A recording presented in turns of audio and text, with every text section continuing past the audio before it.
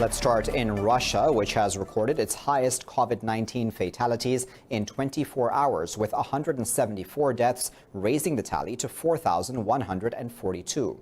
In the U.S., the death toll from COVID-19 has crossed 100,000, with 1.69 million infected. The virus has now killed more than 355,000 people worldwide and has infected over 5.6 million. This report has the details. Hard-hit northeastern states in the U.S. have reported decrease in the new cases in recent days, and the pace of deaths nationwide has fallen. But cases have been rising in Arkansas, North Carolina and Wisconsin. In South America, the situation is worsening as Brazil's death toll surpassed 25,000 people. Hospitals in Peru are struggling to cope with the pandemic. Right now, we find ourselves in a collapsed reality. We don't have beds in the ICU. We don't have beds here in the VENEZUELA hospital. Patients are dying every day. There are no results from authorities. So we urgently asking for results for our personal protective equipment to arrive. Meanwhile, European countries are closely monitoring any jump in new cases following the easing of lockdown. Britain will move towards more localized actions to tackle coronavirus as opposed to nationwide measures. We're only in a position to be able to reopen primary schools and outdoor markets if they're COVID secure this coming Monday because we've flattened the curve and now we have this system in place. And in the coming weeks, we will gradually and very carefully move away from a lockdown that's national in scope, blanket in application, and start moving towards a system that's much more targeted in scope and focuses local action on tackling local flare-ups.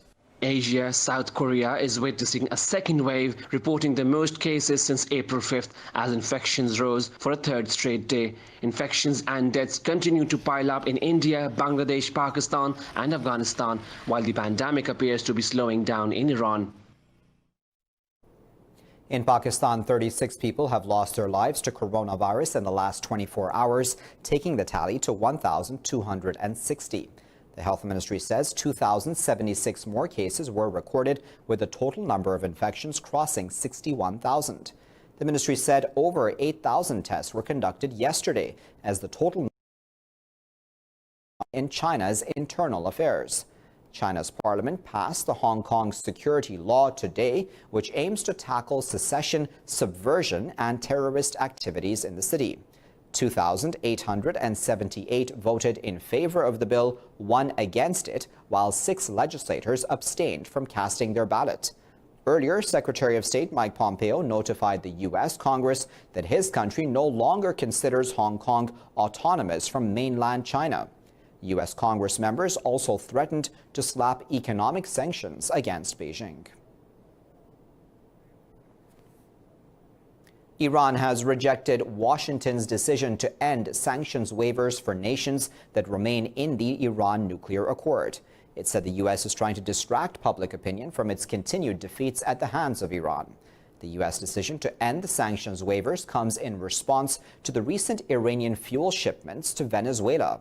The sanctions waivers allowed Russian, Chinese and European firms to continue working at certain Iranian nuclear sites. In a statement, the Atomic Energy Organization said the move would not impact Iran's work on its civilian nuclear energy program. Tehran says the 4th Iranian tanker of a 5-vessel fleet carrying gasoline for Venezuela has entered the Caribbean. The tanker Faxon is to be escorted by Venezuelan armed forces en route to its destination. The Iranian ambassador to Venezuela, Hojjatullah Sultani, said the tankers are a firm response to U.S. unilateral policies. State media said the fleet is carrying up to 1.53 million barrels of gasoline to help oil-starved Venezuela. It said the 3rd vessel, the Petunia, is approaching the El Palito refinery, where the 1st vessel, the Fortune, is docked since Monday. Meanwhile, the 2nd vessel, Forest, has been discharging at the Cardin refinery since Tuesday. Media said the 5th and final Iranian vessel is on its way through the Atlantic Ocean. The Saudi-led coalition says its forces have downed drones launched by Houthis towards the Saudi border city of Najran. The coalition said this is the first such incident since late March. In a statement, coalition spokesperson Colonel Turki Al-Malki said the drones were directed at civilian targets.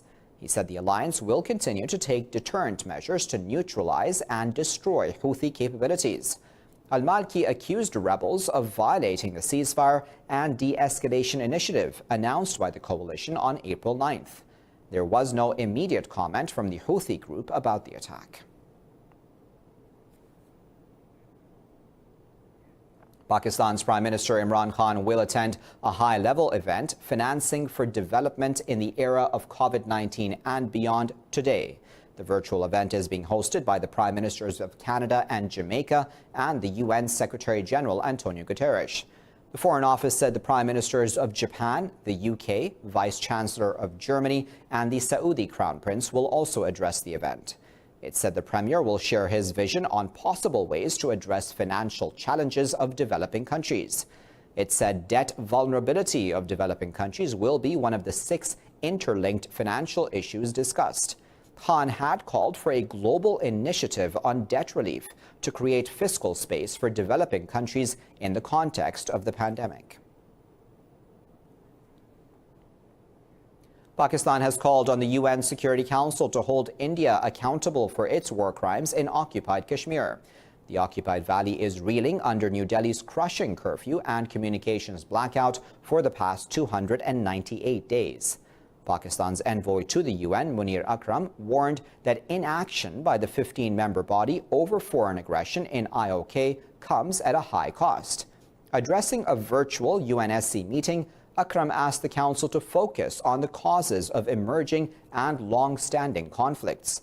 The envoy asked the Security Council to find political and inclusive solutions for the Kashmir and Palestine issues. He said India has callously exploited the coronavirus crisis to tighten its control of the occupied territory. Russia says the Shanghai Cooperation Organization and BRICS group summits will be postponed due to the COVID-19 pandemic. The summits were scheduled to be held in St. Petersburg from July 21st through to the 23rd. The Kremlin press service said given coronavirus restrictions, the organizing committee has decided to take this step.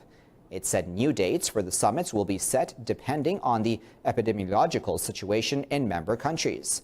BRICS is made up of Brazil, Russia, India, China, and South Africa. SCO includes Pakistan, China, India, Kazakhstan, Kyrgyzstan, Russia, Tajikistan, and Uzbekistan.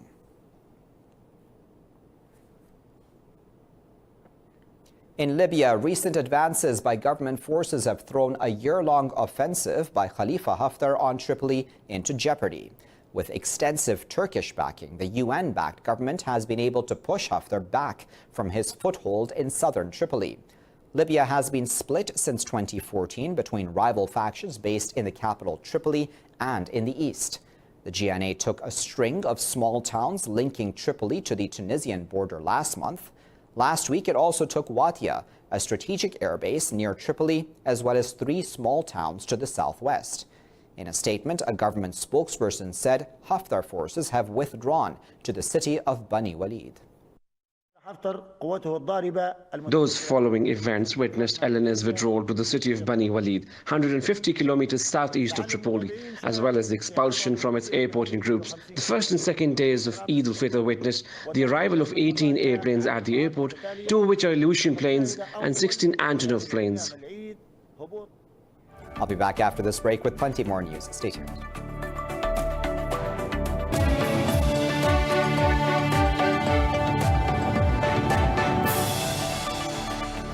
Welcome back. Kenya's government says the death toll from floods has risen to 285. Heavy downpours have wreaked havoc across the country, marked with flash floods, landslides, and sinkholes. The devastation has left thousands displaced, livestock dead, and crops destroyed. A government official said the number of people affected has risen to more than 810,000. The official warned that the loss of crops across the country may lead to food insecurity. Various regions of Kenya are being pounded by heavy rains that have paralyzed transport on busy highways. Pakistan is observing Yom-e-Takbir today. The day marks the 22nd anniversary of the country's first successful nuclear tests. On May 28, 1998, Pakistan carried out 5 nuclear tests in the Chagi area of southwestern Balochistan. Pakistan had carried out the tests in response to India's test of nuclear weapons in the state of Rajasthan. Following the tests, Pakistan became the 7th nuclear power globally and the first in the Muslim world. In the U.S., protesters have clashed with riot police firing tear gas for a second night in Minneapolis in an outpouring of rage over the death of an unarmed black man. 4 Minneapolis police officers were fired over the killing of George Floyd after the FBI launched a probe. Hundreds of protesters, many with their faces covered, thronged the streets around the 3rd Precinct police station. They chanted "No justice, no peace," and looted a department store. The crowd grew to thousands as night fell and the protest turned into a standoff outside the station. Police used tear gas, plastic bullets, and concussion grenades to keep crowds at bay. Protesters pelted police with rocks, water bottles, and other projectiles. Some even threw tear gas canisters back at the officers. Poor weather has forced SpaceX to call off the historic launch of 2 NASA astronauts to the International Space Station. The launch from the Kennedy Space Center would have been the first orbital mission from U.S. soil in 9 years. President Donald Trump, First Lady Melania Trump, Vice President Mike Pence, and his wife Karen had all flown in to watch the launch. But unfavorable atmospheric conditions prompted controllers to call a stop some 16 minutes before liftoff. The next opportunity for SpaceX and NASA will come on Saturday.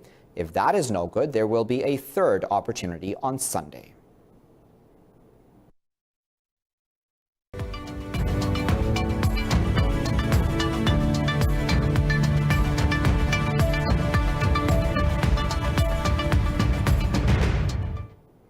Nissan Motor has posted a net loss of $6.2 billion for the year that ended in March. In a statement, the automaker said COVID-19 pandemic devastated production, sales, and other business activities in all regions. The figures mark the company's worst losses in 20 years. Nissan said it had sufficient liquidity to steer through this challenging business environment. It unveiled a plan to turn the carmaker around by eliminating about 300 billion yen in annual fixed costs, cutting capacity and reducing the number of car models. The company has also decided to close its factory in Barcelona, resulting in the loss of some 3,000 jobs. All major bourses in Europe have entered positive territory as investors react to the EU's massive recovery fund. The pan-European Stoxx 600 climbed nearly 1% in early trade, with travel and leisure stocks posting major gains. Germany's DAX edged up 0.5%, while France's CAC gained almost 1%. London's FTSE moved up 0.5%. The euro has also edged higher against the dollar. But crude prices slid on concerns about unrest in Hong Kong over Beijing's proposed national security laws.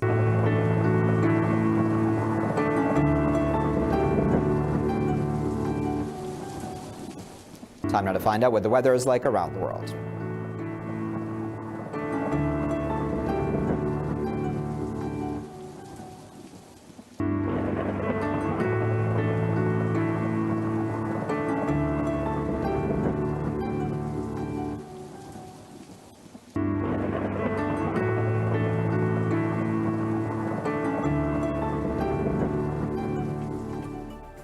For the latest updates on these and other stories, you can always follow us on our social media at Indus.News. Thanks for watching.